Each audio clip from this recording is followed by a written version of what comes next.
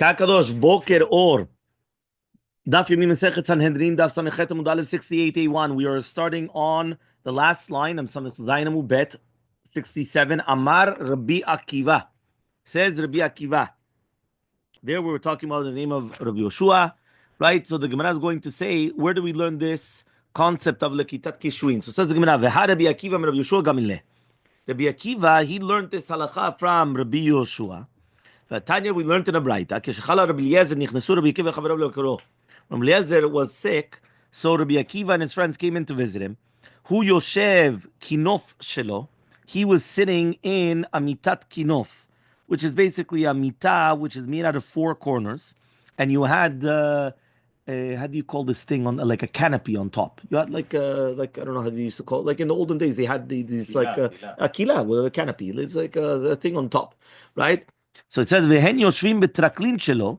So they were sitting in their traklin, right? Which means this is before the the room, and it says over here ve'oto yom erev Shabbat haya. It was erev Shabbat. Nichnas Orkenos beno lachlos et tfilav. So Orkenos, the son of Rabbi Eliezer, came and take off his tefillin, and he was garbo. So he screamed at him. So Yatzab Nizifa. So he went out. He was all upset at him. Amaleh lechaverav. So he says Kimdume ani shedato shel abba nitrfa. He says he thinks that his father is already out. He's gone, and that's why he's gonna die basically. So when Eliezer heard this, Amar lahen dato v'dat imo nitrfa. He says, "What are you talking about? You and me? It's him and his mother that they went a little bit off." Yeah. How could they come and leave an isur Torah, which they're chayav sekila, and do an isur which is going to be shvut, which is isur drabanan, which means they were me'akev, right, in order to lalik et haner, latmin et shlim, even though the lakat ner and bishul is doraita, right? Nevertheless, when they're going to take off his tefillin, that's only isur drabanan, right? Because basically, right, if they didn't take off his tefillin on time, right? So then, meaning basically, he was trying to tell them, you guys have to start doing things which are doraita. What are you worrying about my tefillin on? That if I'm going to go into Shabbat with tefillin, that's the rabbanan. So what are you leaving a doraita and doing a drabanan? So kevan sherau chachamim shedatom yushevet alav. Once they came and the chachamim saw that he was, his mind was 100% there. Nichnesu yashu lefanav rachok. So they went and they came in and they sat 4 amot distance from him. The Gemara in Masechet Metzia speaks about that they went and they put him into cherem because he didn't accept the majority opinion. You remember this is the famous the stories over there that he basically, since he didn't accept the opinions of everybody else, so they put him into So this is Rabbi Eliezer.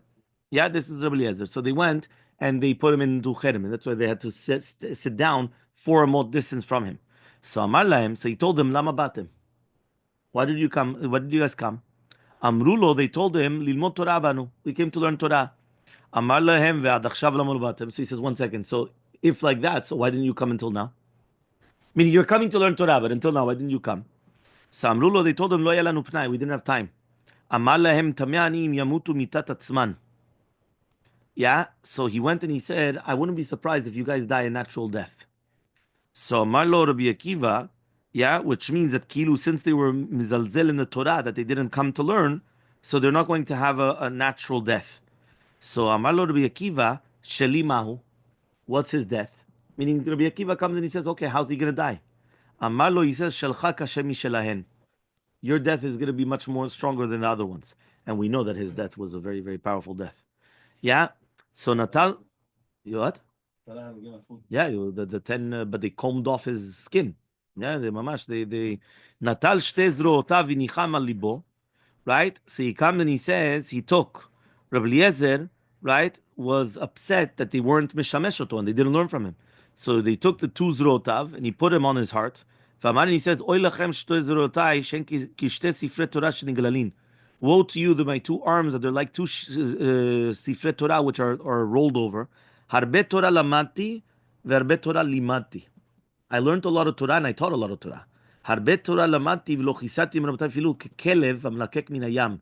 He says, I learned so much Torah and I didn't lack from my teachers. Not like a dog that he's coming and he's licking. I don't know why it says from the yam. Let me just hear what davka the yam.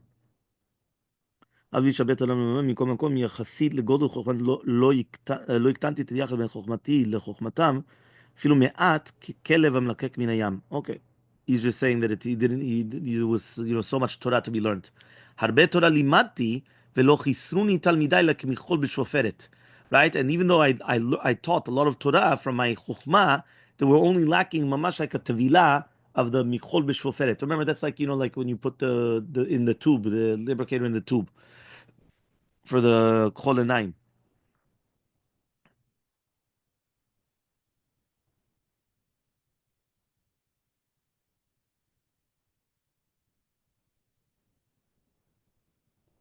Okay.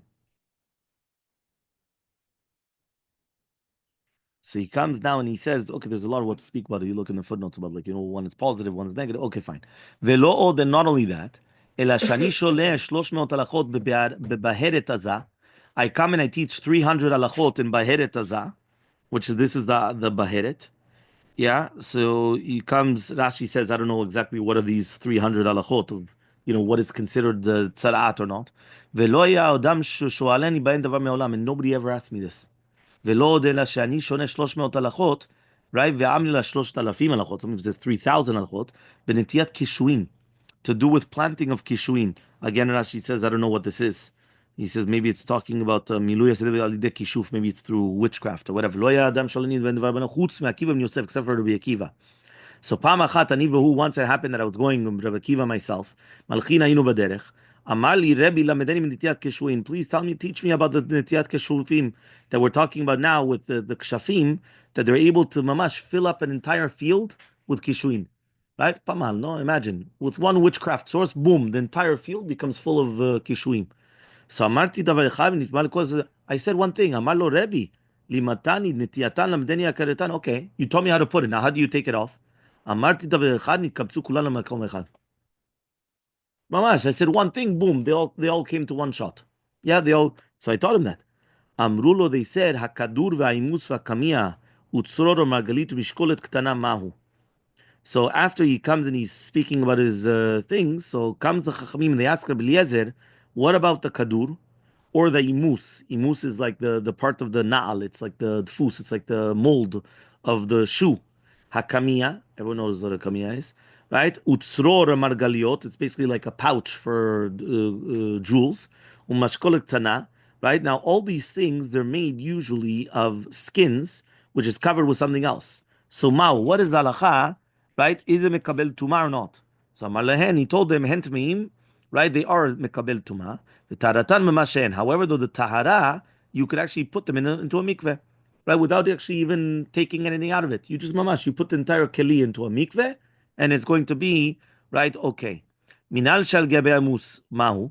What about the minal, which means that it's already finished?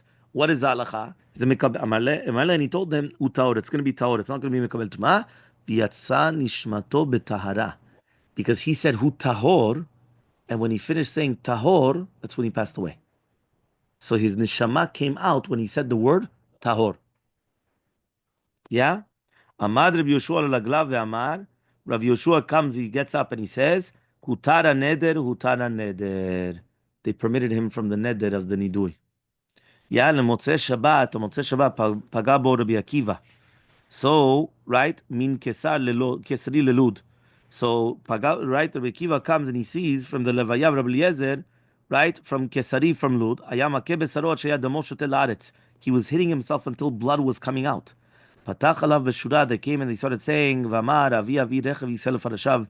Right, this is the same terminology that Elisha Navi used for Eliyahu Navi. Right, avi avi rechav yisel farashav. Look in footnote 29. Yeah. Pasuk ze amaro Elisha Navi, when his Rabbi Eliyahu Navi passed away to the Shamayim.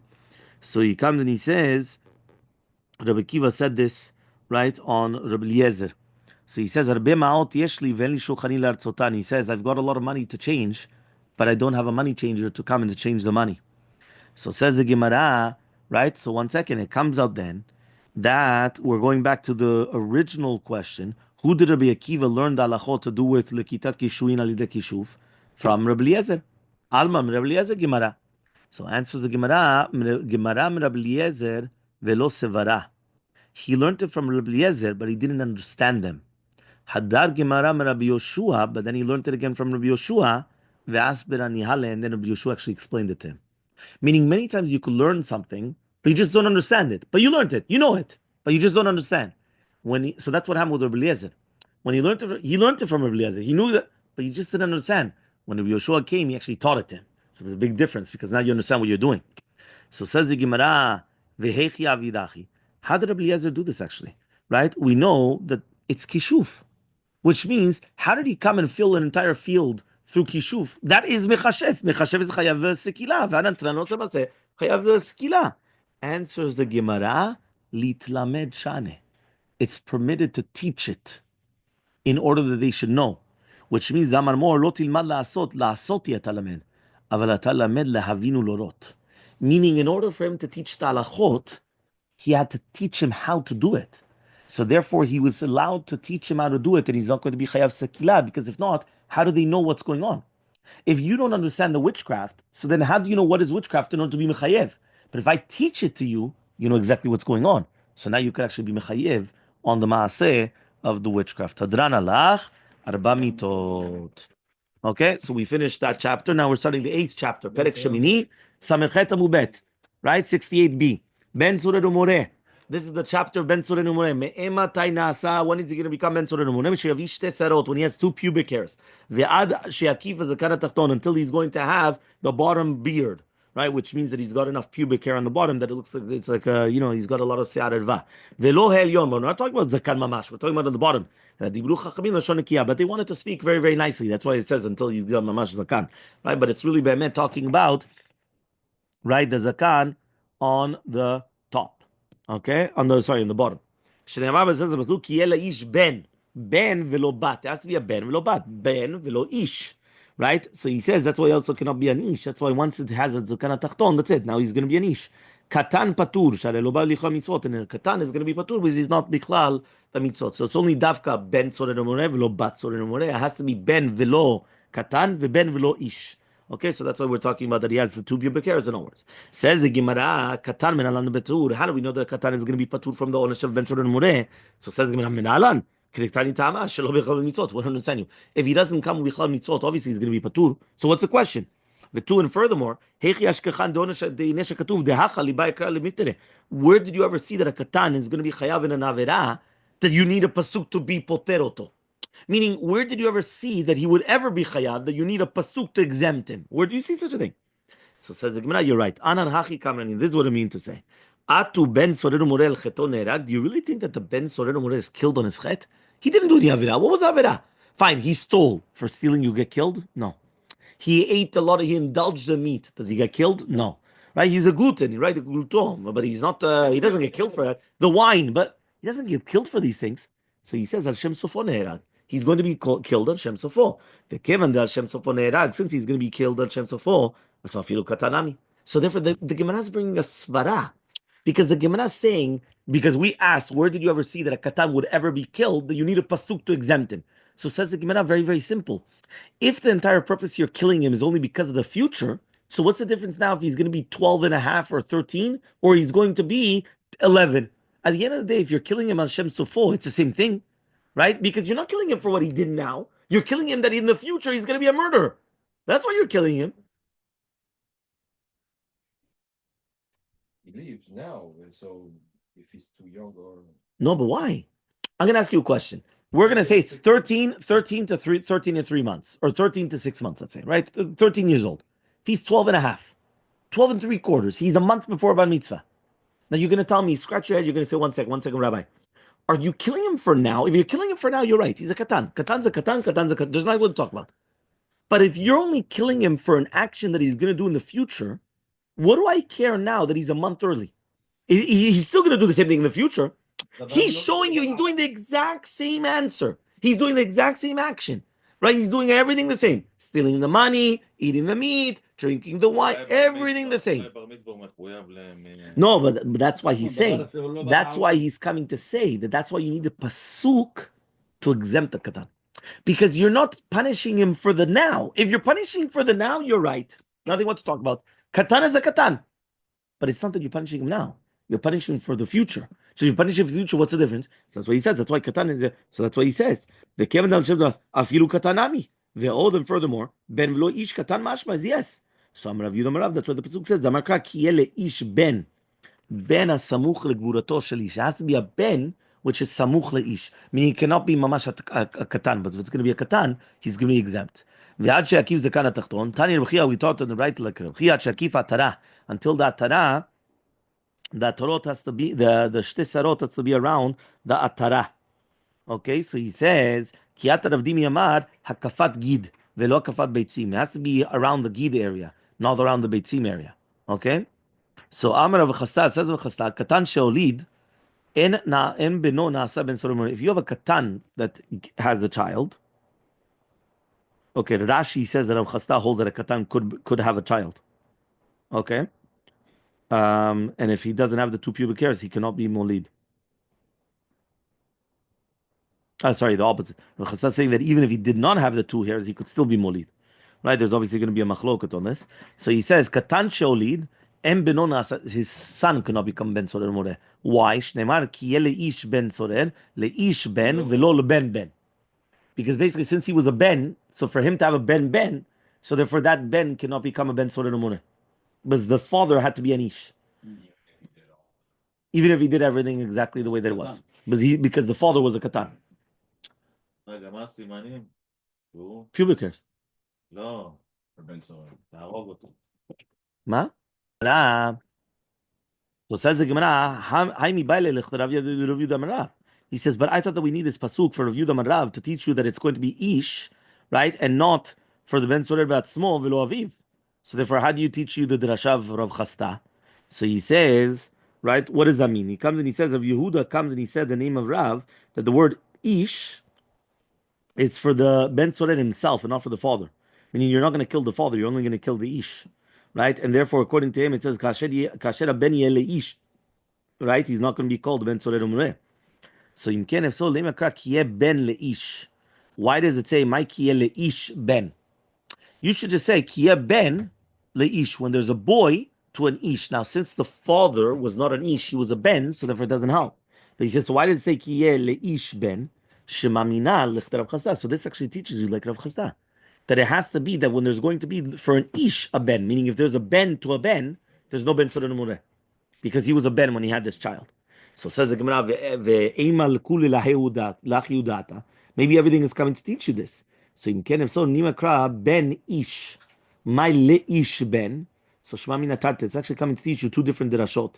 That also Beno Katan does not become Ben Sorer Moreh, and also the Katan Atzmo is not going to become Ben Sorer Umoreh.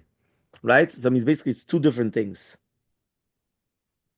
So he says, Ki yeh ben haben leish. So what is called a ben sorer moreh? So according to this, it says a katan is not becoming a ben sorer moreh, and ki yeh leish ben shu sorer moreh is that we said already that if it's a ben shel katan is also not going to become. So there's two different halachot that we're taught.